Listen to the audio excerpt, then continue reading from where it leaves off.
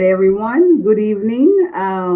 This is the voice and the face of Dr. Tulo Labinto. I'm the CEO and co-founder of Living Spring Family Medical Center here in the beautiful city of Mansfield, Texas, not too far from Dallas, Texas, where we help our patients live long and well because we believe the quality of life is just as important as the quantity of life. Now, today we'll be doing a Facebook Live in regards to having a better or improved quality of life. And the topic today is, Doc, how do I build a better financial future starting with nothing? And the talk today is to have featured a CPA, well, not a CPA actually, a financial planner. Forgive my slip of tongue. And if you're watching live, hashtag live. If you're watching replay, hashtag replay. And for those of you who are watching, you're wondering why we're having this topic, why the doctor talking about money. But it'd be amazing to see or to note that a lot of health issues sometimes have ties to finances. And so, at the request of some of my clients, we're having this discussion because we believe that if we improve our financial health, we can also improve our physical health. Now, if you're watching live, please kindly comment in the section so I know you're here and I can give you a shout out. At this time, I am waiting for my guest to join us. And so give me a few seconds. Should be joining us soon. And I just got a word from him. He's a busy guy, so he'll be joining us soon. And so if you have people who should be watching this, comment, tag them, have them, or share this link with them. Hi, Rashad. Thank you for joining. I'm glad to see you here. Forward this link to someone who you know could find this very helpful. I decided that we'll have, this talk because, the person who's actually coming to give this talk is someone who has experienced what it's like to have nothing and has grown to a position where that's no longer an issue. And so I thought, why not have him come on and talk to us about what is possible? What is possible? Okay, so he should be joining us shortly, and then we'll be going ahead. All right. So while I'm waiting for him, I will go ahead and talk to you a little bit about our guest. His name is Mr. David Adefeso. He is an entrepreneur and a financial consultant. He's also the founder and CEO of Sootchy. That's a mobile technology platform used to combat U.S. student debt. So he started the company based on the idea that our children should enjoy higher education without the crippling debt that comes with student loans. And so that's why he started this company. He's also the CEO. He's also the CEO of the Pacific Group. Give me one second. Looks like our guest is having some technical difficulties. Give me one second. There we go. There we go. All right. He's also the CEO of the Pacific Groups, and he oversees all aspects of the firm's operation. So get this, and this is why I actually had him come on. He's having technical issues, but he'll be joining us shortly. But at the age of 21, he moved to New York City, and during his early months in the U.S., he actually went through a lot. He had no place to live and actually sleep sometimes, and so he was homeless, and so he decided to become financially savvy, and he did the CPA exam and passed all four parts. I don't know if those of you who are familiar with this on his first try. And from then, he went on to graduate from Harvard Business School in 1996, and he became one of the youngest MBA graduate students in Harvard. Okay, and after his education, he started his career in Wall Street, and his first job was an investment banker. So our guest is not just speaking from a distant experience, but he's also gone through the process of building financial health from wealth and financial health from scratch. Okay. All right. Let me see what the holdup is. I have guests here. Let me see. There we go.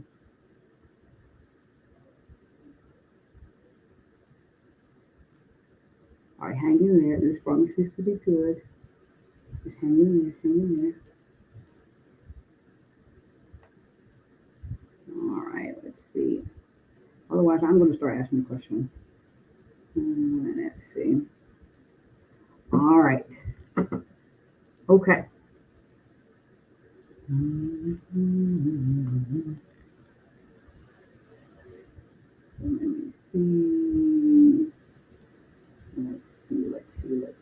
see. Let's see. All right. All right, in 1 second. Let me see.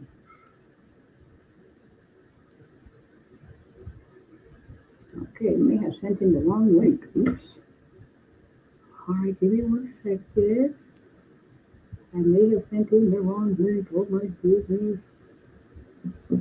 All right, let me see what's going on. Give me 1 second, people. Okay, let me see. Nope.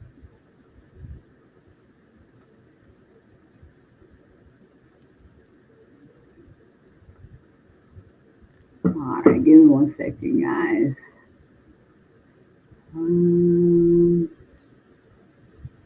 Not sure if it's sending. All right, let's try this one. Let's try this one. Hang in there, everyone. Don't go yet. All right.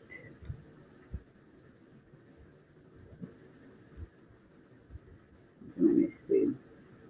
All right.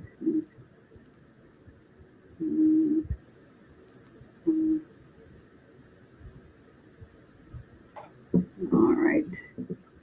Sorry, we're still having technical difficulties. Oh my goodness. Let me see.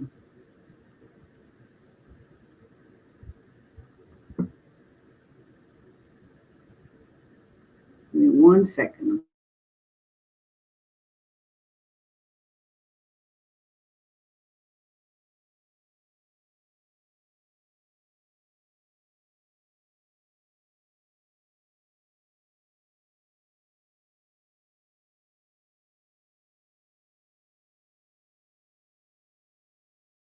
I am so sorry. I sent him the wrong link. Oh my god.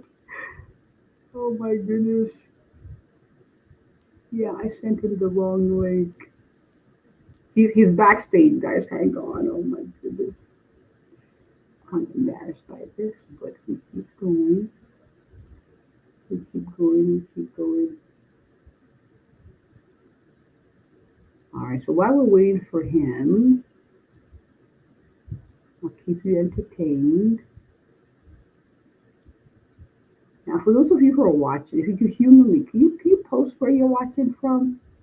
Can you post where you're watching from? What state are you watching from?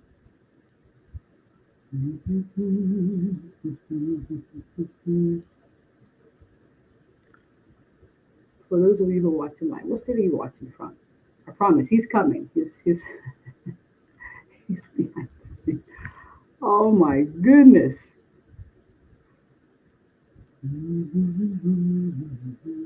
Oh, there he is.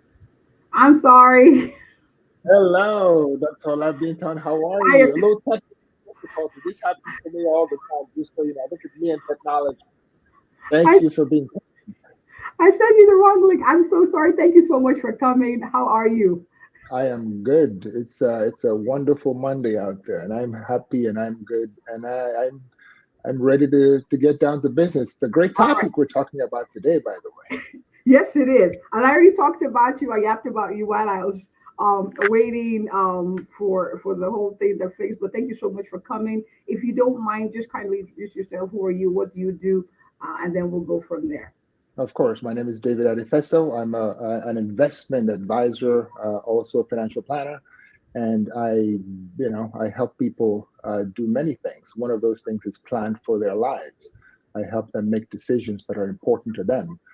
For example, they want to retire. How much money do they need to retire on? For example, they want to educate their kids. How much money do they need, and how much should they save to get to that goal? How do they minimize taxes? How do they maximize their investment returns? How do they protect their family? And so I help them do a lot of different things.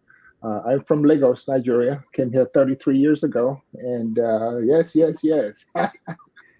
And I spent my first 2 years as an accountant, and I went back to. I passed my CP exam. 2 years after I got here, went back to school, went to Harvard Business School, graduated, went to Wall Street, worked as an investment banker. And please don't hold that against me. I was one of the good guys. And I started my own company 20 years ago, the Pacific Group, that does what I just described. So it's a pleasure to be here. We're going to have a great time today. Now, I like how you fast forwarded and said, you did this, you did that, but according to your background, you were not always financially savvy or financially equipped, right? So there is a backstory as far as even being maybe homeless. So can we talk about that just a little bit, because you fast forwarded and I love what you do right now, but for someone who's watching who's like, well, good for you.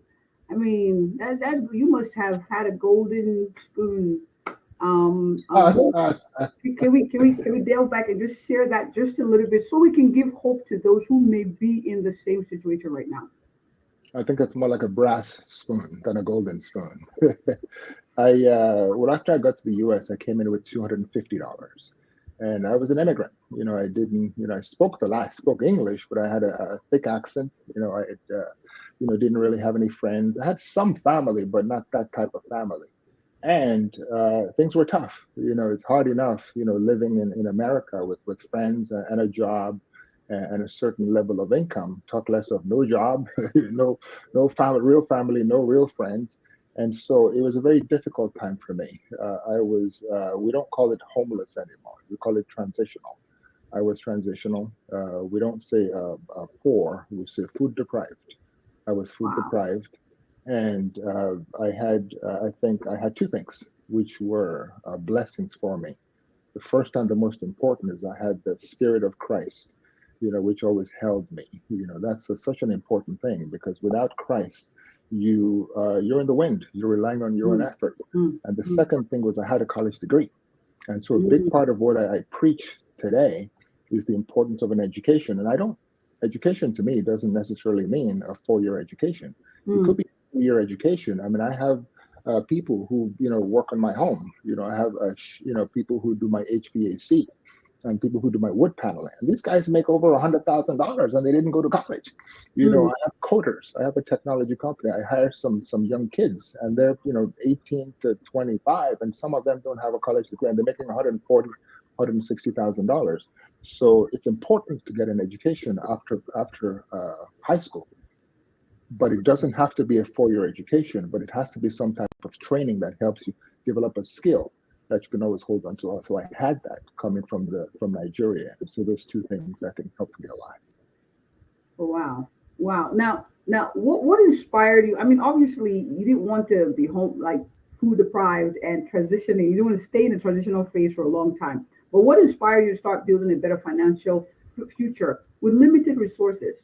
And I'm asking that question because sometimes it's, maybe telling people on the why, like why is this important? Like what happened? What was it for you? Well, there were a couple of things, for me that I think, again, I was really blessed, because even though I didn't have any money or even a home to live, I had good values. I had parents that instilled in me the value of honesty, instilled in me the value of hard work, always doing the best that you can. And whatever job you have, you be the best at it. And I don't care if you're sweeping floors, which I have. I got fired from Subway when I was 24 years old because I didn't know how to clean. I was supposed to be a closer, and so I didn't do the best job I could. And I learned from that lesson, and also lifelong learning. And so I already had certain good habits. And so those good habits propelled me. But I also had a drive. I didn't want to be poor. Coming from Lagos, Nigeria, I'd seen many, many, many poor people. Africa and many developing parts of the world and America have many, many poor people. It's just a higher percentage down there. And I just didn't want to be poor. And I didn't see any reason why I should be poor. And even till today, no one should be poor. I mean, poverty is something which I think should be extinct. And it's important for us to help those people who are unable to climb out of poverty or are in despair. about what to do about financial security for people like us, like you and I, to help them. So I appreciate you inviting me on this call, and I look forward to it. It's a very exciting topic. Something. I mean, you and I had a call about this a few days ago, and you actually had two or three really good points. And I actually went back and I thought to myself, well, how do you build a better financial future for people who don't really have a lot? And I found that, there's dozens of things we could talk about. We could talk for days. We could go part one, part two, part three. But I really appreciate your doing this for people who don't have much, or people who are in transitions, or people who are just looking for a step up in life, because that's what it's really all about. Awesome. I'm glad that you said that question, because I'm going to ask you that question next. So Oh, okay. I must have been reading your mind. for someone who's watching, who's like, okay, this is great. I understand, you didn't want to be poor, because no one wants to be poor. And some people may want to, fund their dreams. Some people may want to make sure their children are secured. Some people may want to travel around the world for whatever it is, what they want to use funds for. And they're wondering, well, I don't have much, and I feel a little. I'm going to stick to listening to this live, because I want to learn. I'm not going to run away from or exclude myself from the possibility of building a better financial future. But what would you say to someone like me who's starting out and said, okay, fine, I want to do this. What would you say are first steps for someone who doesn't have much of a savings account? First, it's a mindset change, right? Many people live paycheck to paycheck. First, you have to want to do this. There are many people who earn a paycheck and they spend a paycheck. You make $100, you spend $100. You make $1,000, you spend $1,000.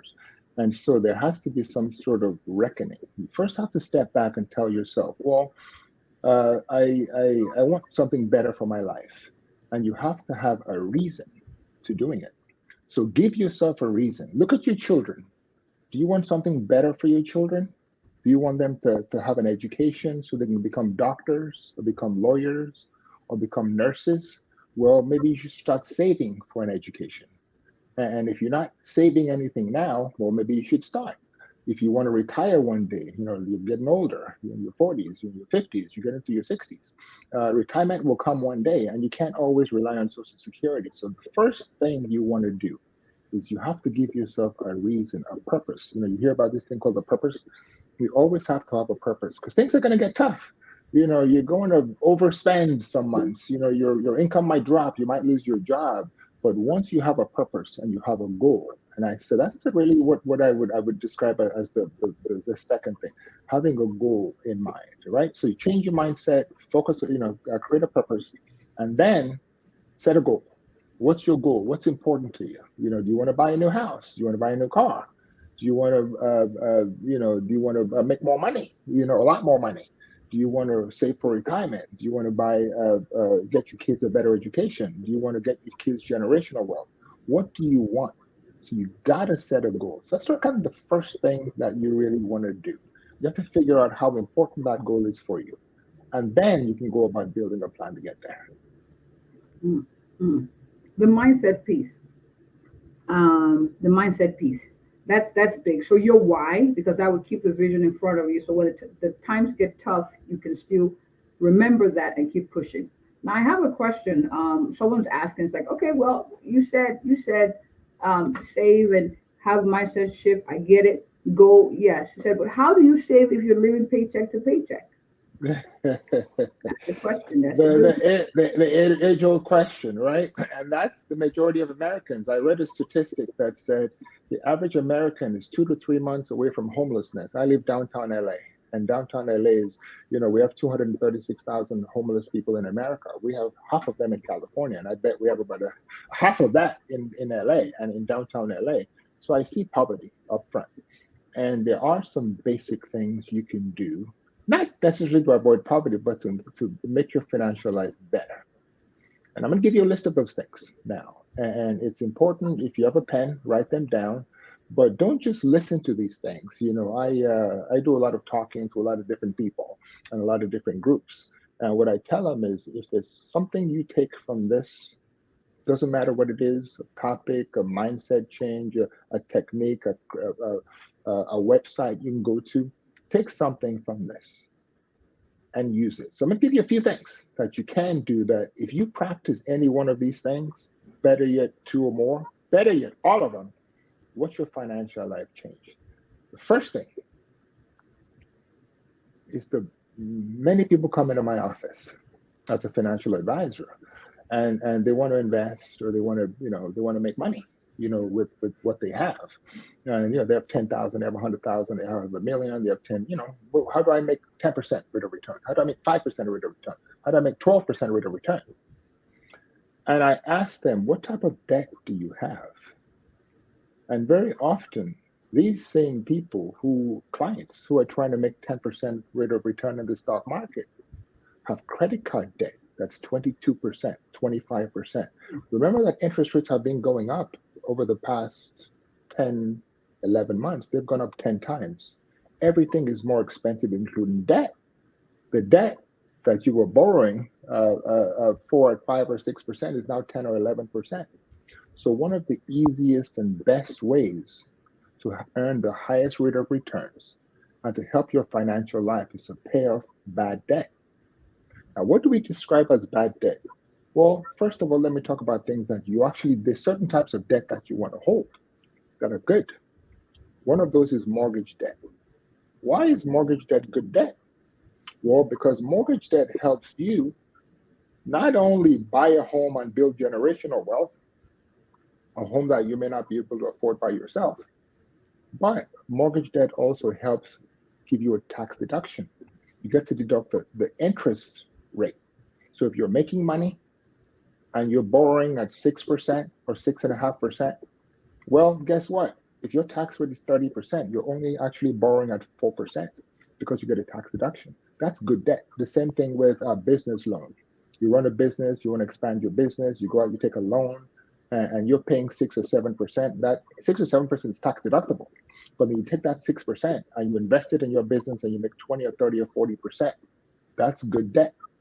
But the debt we're talking about is the debt that is not tax deductible. It's very, very, very high interest and that you shouldn't have. And that's things like credit card debt. You really want to try to stay away from those things. So if you have extra cash in the bank that you're thinking about investing with David, or you're thinking about putting in the stock market or hopefully not the crypto market,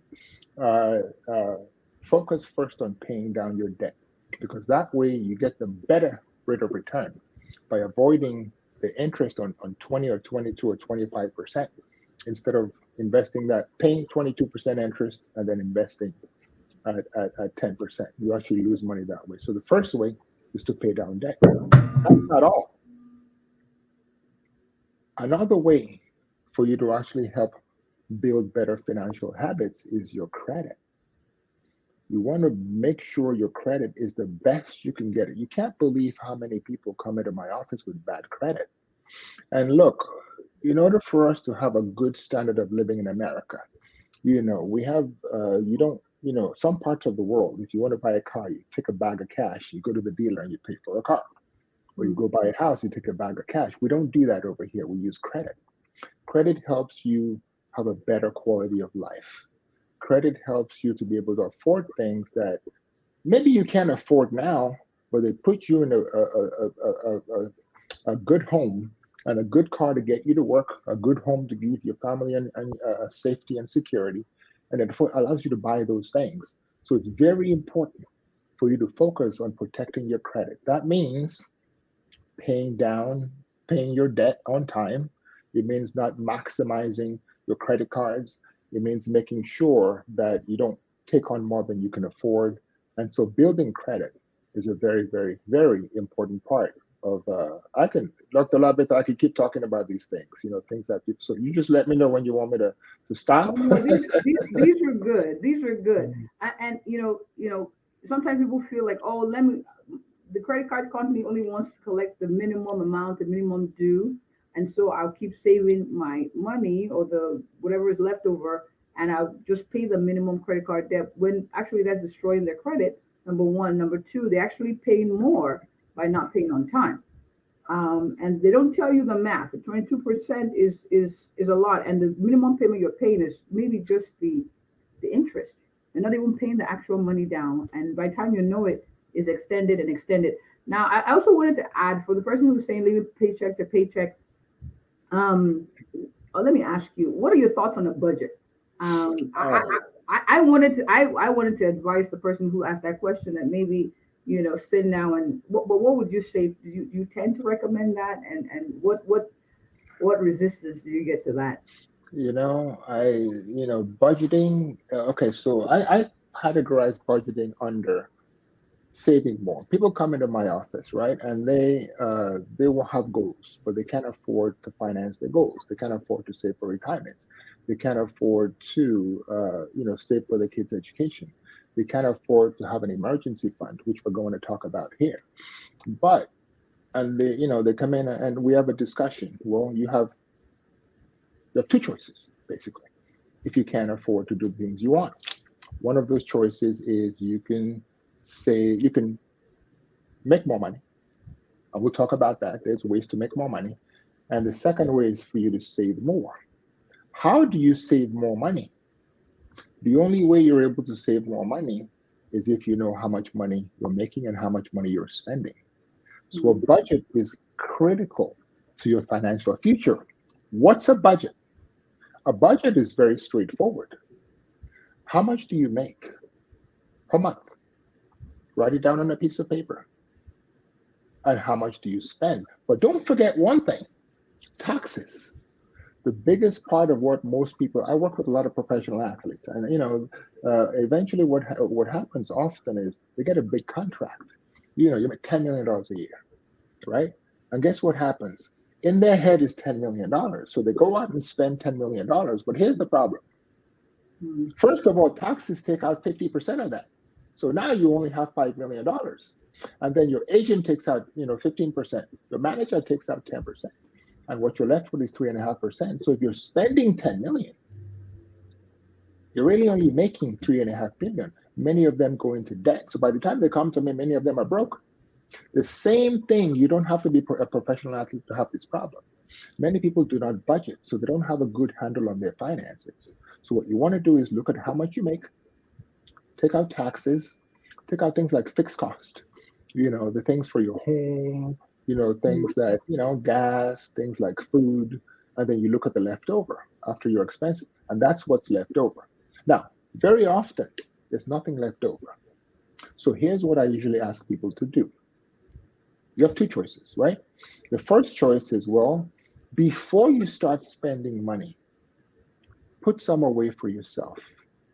For example, you make $3,000 a year, and if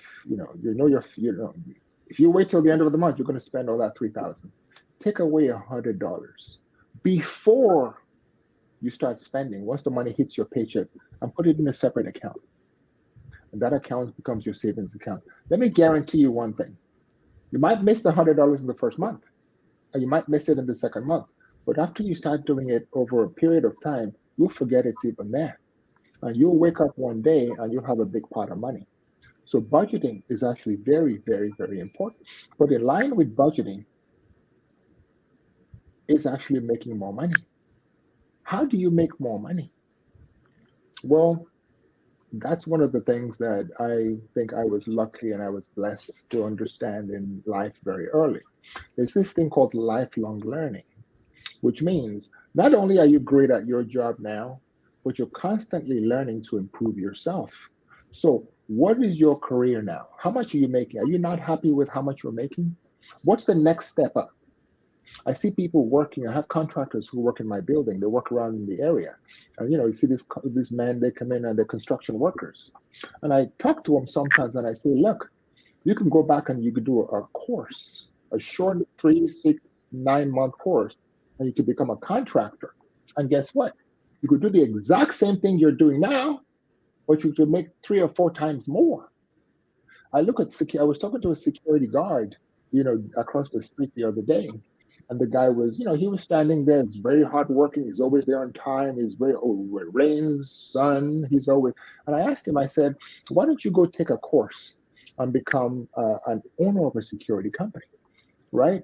And all you do is you own the security. You take a course to be a securities contractor, And then once you do that, you go get the jobs. There's many, many jobs out there. And then you hire the security guards to work for you.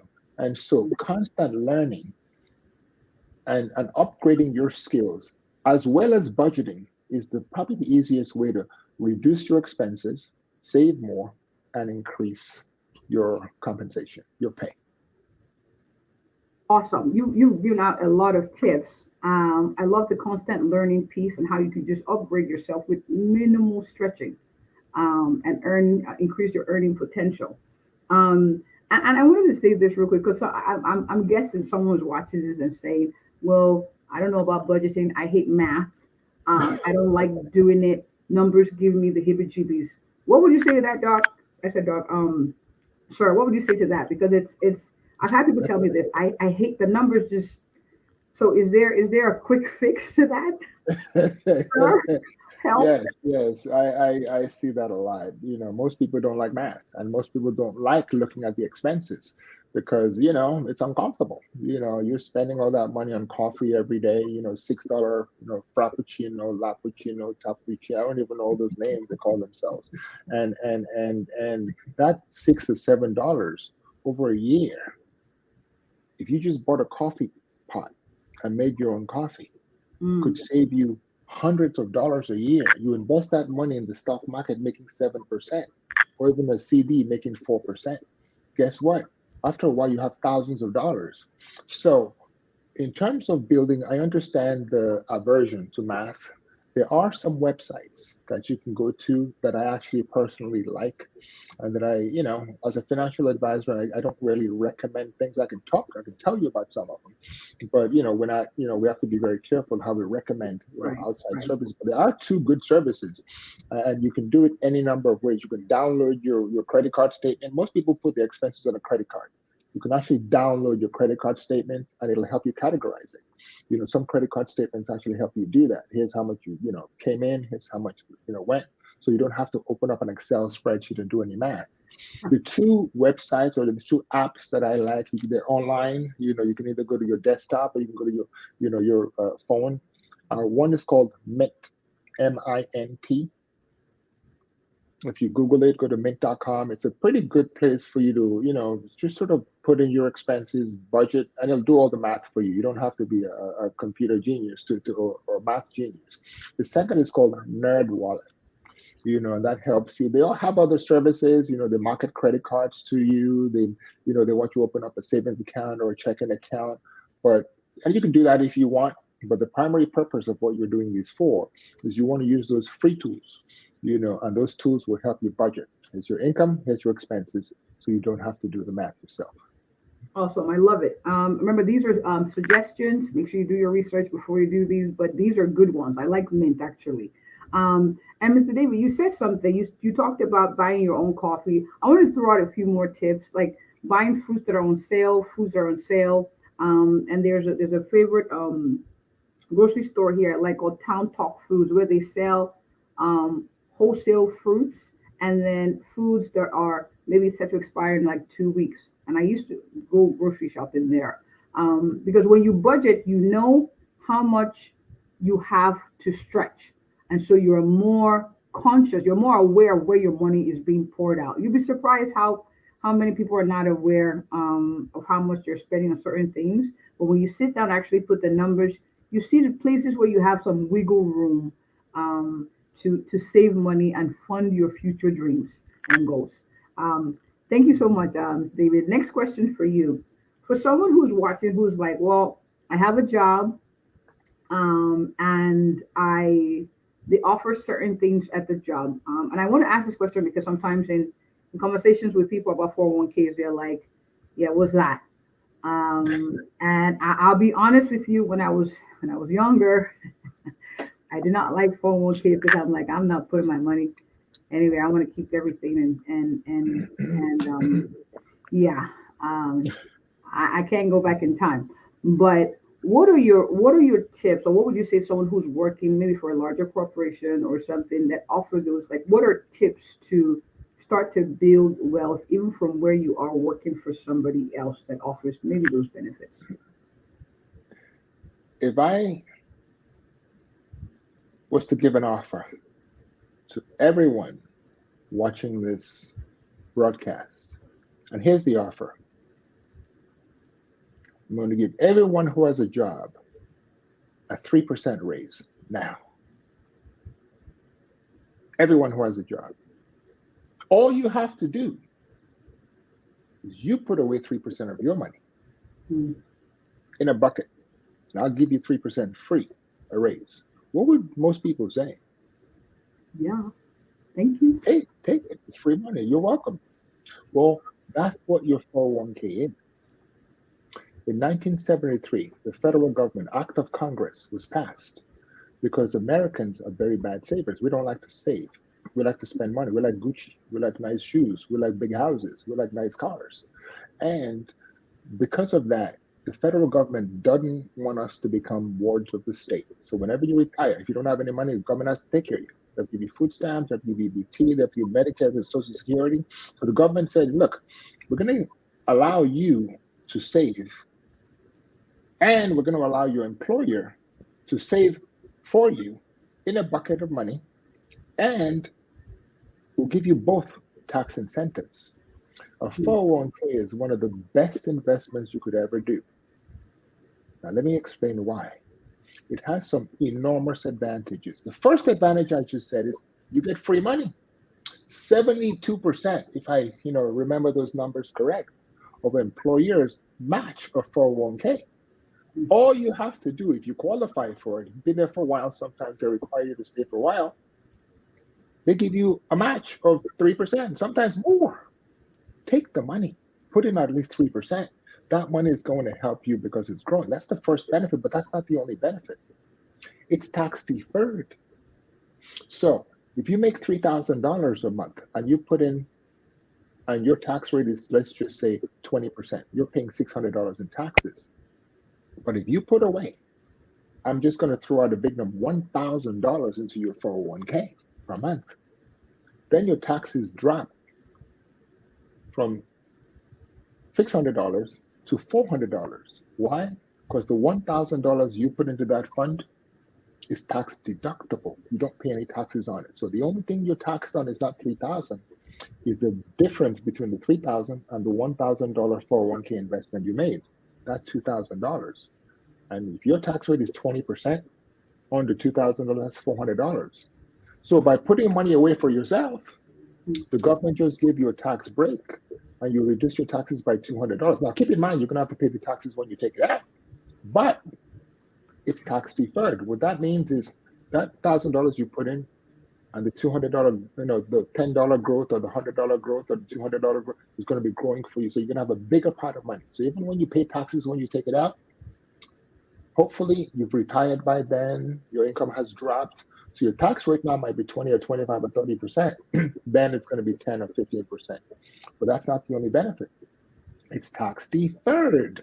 What that means is that if you put $1,000 into your 401k, well, let me rephrase. If you take $1,000 and you invest it in a CD and you make 4%, well, you just made what, $40? You're going to pay taxes on that $40. But if that $1,000 was inside of your 401k, that $40 is tax deferred. So not only do you have that $1,000 investment working for you, you also have the $40 investment gain working for you. So you build up a bigger pot. But that's not all. It's protected from creditors. So if you have a $1,000 in a CD or a bank account or a checking account and you get sued, God forbid something happens and you get sued, they can come after your bank and you have a judgment against you. They can come after that $1,000 in your bank account, but they can't because your 401k is by statute, by act of Congress, protected from creditors. And so 401k is one of the most powerful investments that you want to encourage everyone as much as possible to maximize their 401ks. Now, what if you don't have a 401k at work? Well, you have an IRA. As long as you make money, you could put up to 100% of what you make, minus self-employment taxes, but those are relatively small. You can make up to 100% of what you make into a 401k, into an IRA.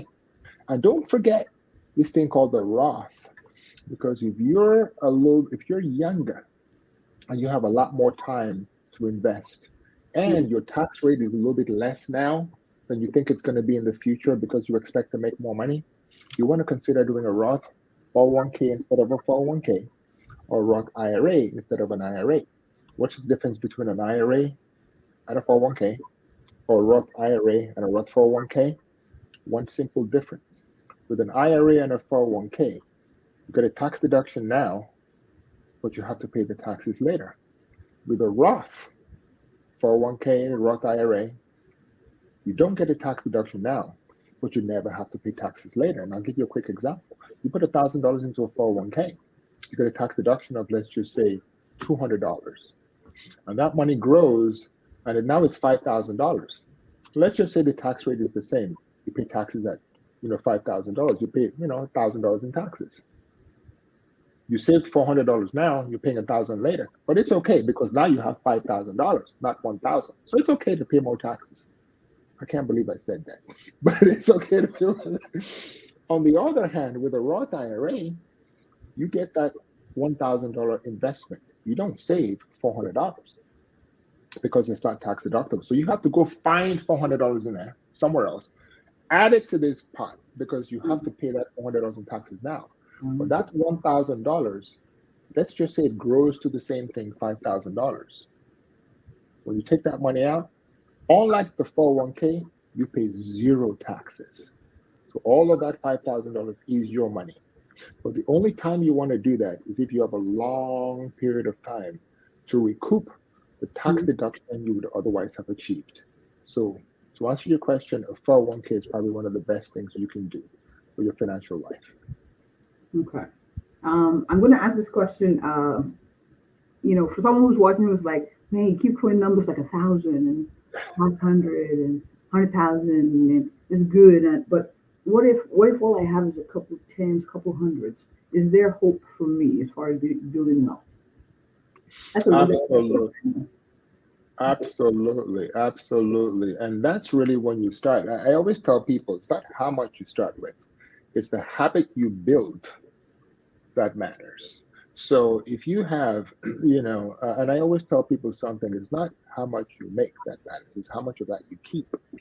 So for somebody who's making $100,000 a year, who's saving nothing, and you're making $35,000 a year, and you're saving $1,000 a year, $100 a month, you're better off at $30,000 saving $100 than the person who's making $100,000 who's saving nothing.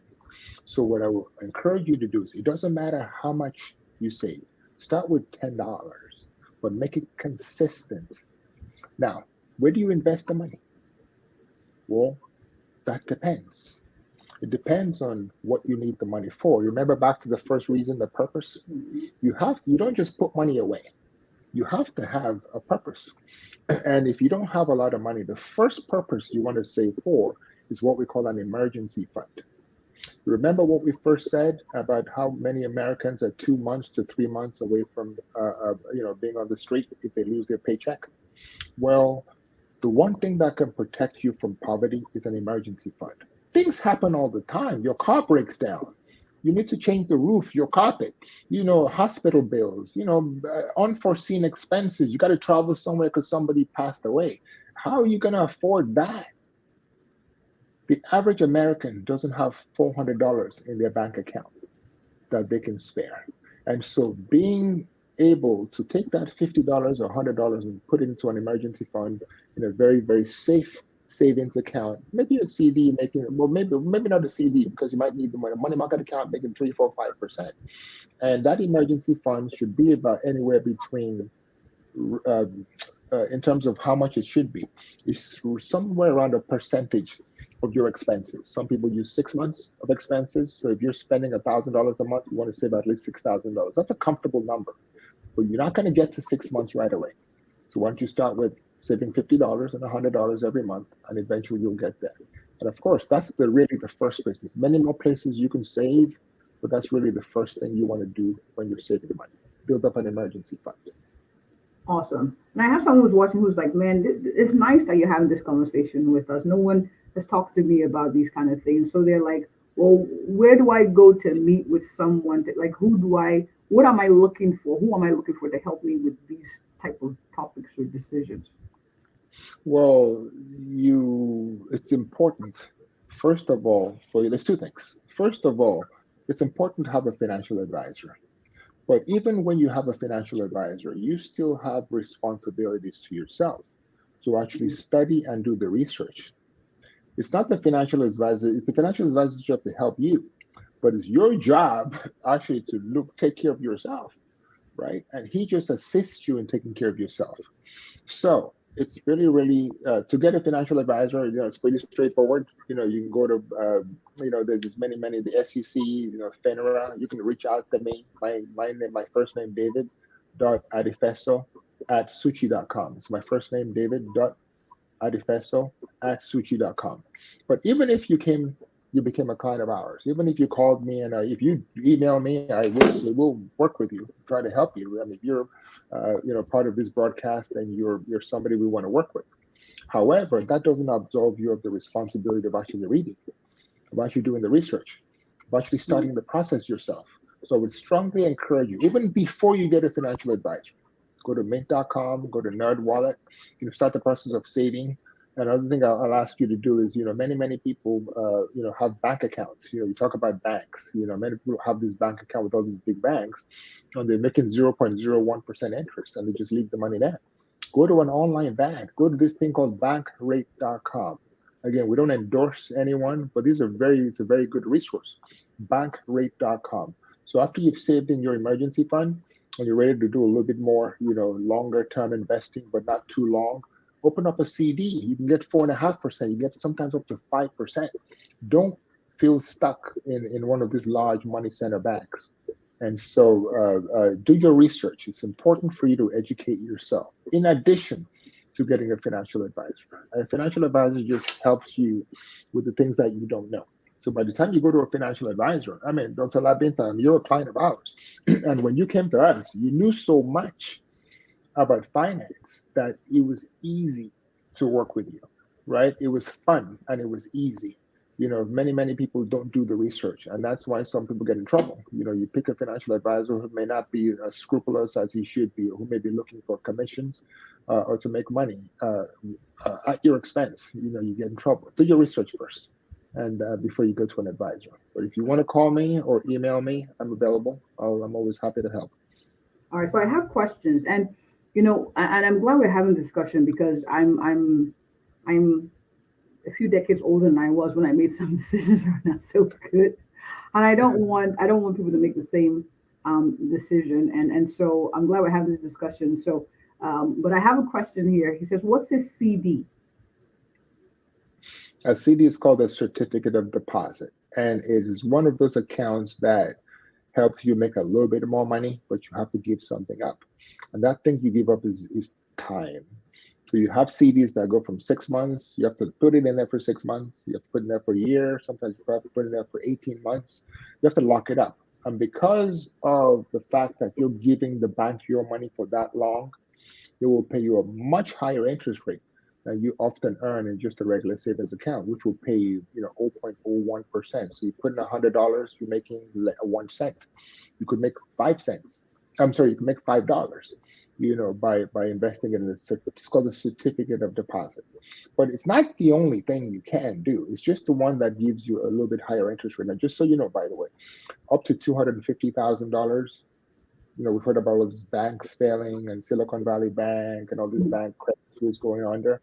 Well, if you put money into a certificate of deposit, up to $250,000, just like your bank, it's protected from creditors. And so keep that in mind. Your money is safe in the bank. But that CD is not the only thing you can do to earn a higher interest rate. There's things called money market accounts, right? You give that money to a bank or financial institution, and they give you a higher interest rate, and that's a little bit more liquid than CDs. With a CD, you may not be able to pull it out for 6 years, for 6 months, or a year.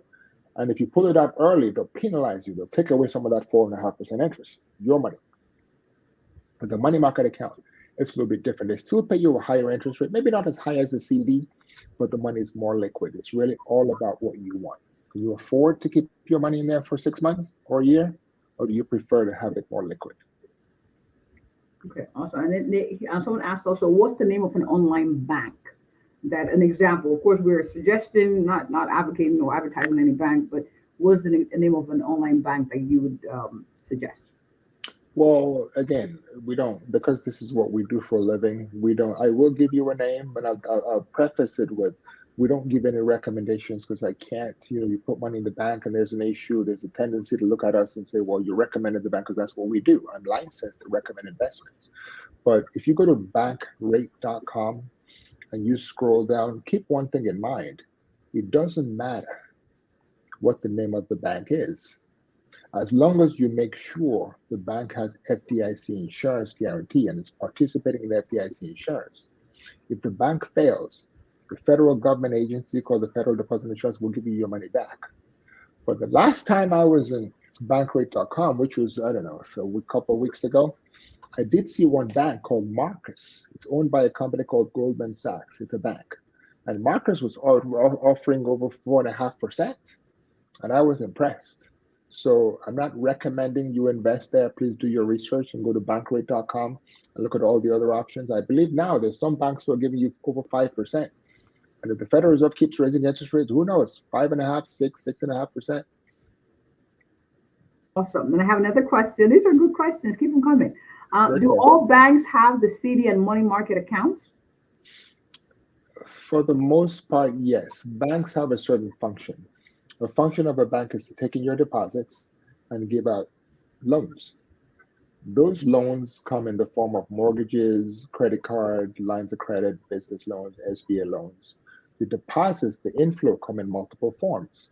Some is, non-time deposit, credit card, checking accounts, savings account, and then you have others with times, with like CDs, money market accounts. So it's part of the standard function of a bank to offer these products. So yes, I never use the word all or guarantee in our business, but the overwhelming majority of banks will offer. So if you have a bank now that you bank with, walk into your bank and ask, first of all, go to bankrate.com, scroll through all the banks. You can do it right now as we speak. Scroll through, go to the CD part, scroll through the CDs. You see 4.5%, you see 5%, you see 4.7%. Now go to your bank, call your bank, and ask them, what are you offering me?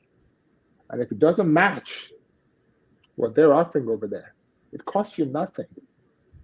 Online, you have online banking. Go to online banking, open up Marcus or whatever account you want to open, and just transfer your money in there. As long as it's under $250,000, who cares about the bank? What you care about is your money is safe. You're going to get your money back in 6 months because the government guarantees it. Awesome. All right. This has been a very rich live. We've gone way past time. It was 30 minutes. But this has been very, very useful. Thank you so much for coming, Mr. David. And for those who are wondering, like, where can we connect with you? I know you mentioned it earlier, but where can people connect with you, sir? Well, I'll give you two things. I'll give you my number, my word number. You can call me, and I'll give you my email address. Right, my number is 310-807-0140. I'm going to repeat, 310-807-0140. You have a team of very smart people who are waiting to connect, and figure out what your need is, and if there's, before I get on the phone and talk you through some of the things that you need. But you can also email me, and my email is David. It's my first name, David, dot my last name, ADEF as in Frank, ESO. And I'm actually going to give you the Pacific Group because that's the one that Sootchy is the technology company, and so I use both. But the Pacific Group is the wealth management firms. David.Adefeso at thepacificgroup.com. Please feel free, David.Adefeso at thepacificgroup. So drop me a note. Let me know what's on your mind. I'll be very happy to respond. Awesome. And what I'm also doing is putting all of this information there. You're also on the social media pages, your Instagram, LinkedIn, Twitter, and Facebook. We're not going to talk about the YouTube channel. Well, I do have a YouTube channel, but it's what is it, a remission? I started the YouTube channel, as and it's just a standard. That's what we do in wealth management. Fortunately or unfortunately, we work with. I've had the Pacific Group for 20 years, and we do work with some very, very wealthy people. Athletes, entertainers, millionaires, very, very wealthy. Unsuccessful people. But I realized that not everyone, many years ago, that not everyone can afford a financial advisor. And people still need financial advice, which is why I give you so much credit for what you're doing today. You're providing very valuable, basic advice that is so important that most people didn't learn in school. So I realized there was this need out there, and I decided I was going to try to disseminate as much information as I could. So about a year and a half ago, I started a YouTube channel. Go into YouTube and put in my name, David Adefeso. It's called Wealth Demystified. And it was for people who didn't know a lot about finances and talked about very basic things that are very, very important, but basic may be the wrong word. Very important things, but simple things to execute. The power of credit, assets and liabilities, how to, pick a better bank, things that help, how to, make more money, how to improve your skills, how to save money, how the best places to invest, the best places, investments not to invest. Hello, crypto. Yes, Places not to invest. And so that YouTube channel is called Wealth Demystified. And if you have a chance, I haven't done it in a while. I started it and we grew to 5,000 within like 2 months. It was very popular, and then I got busy. And I promised myself I will go back to it sometime this year. I will go back to it. You can just Google, David Adefeso, or put in Wealth Demystified in YouTube, and it'll come out. Awesome. This has been very, very good. And I've put the comments YouTube channel for those who are watching YouTube, watching Facebook. I'll also have it posted also for those who are watching through Instagram. Not Instagram, LinkedIn. It's not, this feature doesn't let me do that all at the same time, but I'll make sure that information gets to you. So thank you for watching. I do see the comments here. You should read the comments. A lot of good feedback. This was very, very good, sir. Thank you. It's such a pleasure, Dr. Labiton. I have to thank you because this is just amazing. I mean, this is not your job, but you've made it your job because you love people and you love Christ. And it's just an amazing thing for you to want to help people in any way you can. So I enjoyed this and I look forward to part 2. Yeah, we'll do this 6 months. All right. Thank you all for watching. Shout out to those who watch live, replay. Please forward this to as many people as could use this. Send it to your friends, send it to their kids. Let's have people doing things to help secure a better financial future for their now and their tomorrow. And on that note, if you or anyone you know is looking for an awesome, a thorough, and a passionate family physician in the Massey, Texas area, I am she. Thank you all for watching and have a good one. Thank you, Star. Nice one. Thank you. All right. Bye.